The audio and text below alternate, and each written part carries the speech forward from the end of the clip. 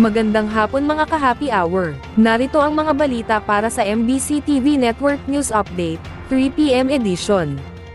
Ilang kumpanya ng langis, naglabas na ng presyo ng produktong petrolyo sa nakaambang taas singil bukas.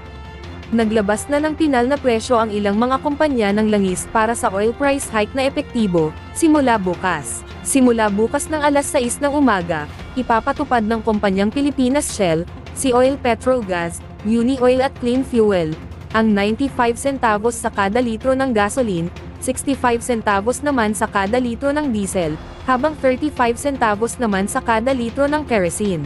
Ito na ang ikatlong sunod na serye ng taas singil ngayong linggo. Ang oil price hike ay bunsod pa rin ng pabago-bagong presyo sa pandaigdigang merkado.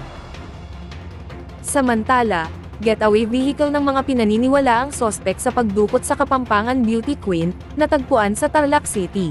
Natunton ng mga operatiba ng Criminal Investigation and Detection Group ang isang abandonadong SUV, na hinihinalang ginamit na getaway vehicle ng mga dumukot sa beauty queen na si Geneva Lopez, at nobyo niyang Israeli. Batay sa ulat ng CIDG, natagpuan ang kulay puting SUV sa inabandona sa gilid ng isang bahay sa Sitio Barbon, Barangay Tibag sa Tarlac City sa Tarlac. Nabatid na isinagawa ng CIDG ang operasyon, matapos makatanggap ng isang tip mula sa isang impormante, hinggil sa kinaroroonan ng abandonadong sasakyan.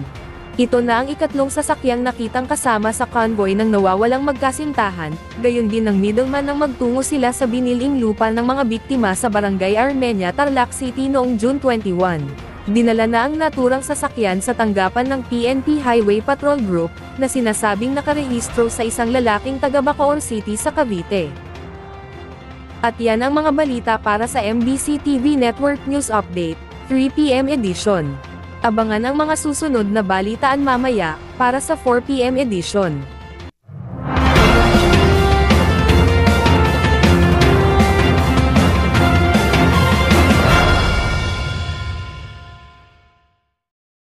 Mga ka-happy hour, kung gusto mong manood ang mga balita sa MBC TV Network News Update, mag-subscribe sa aming YouTube channel, i-like ang aming Facebook page, at i-follow sa aming TikTok account.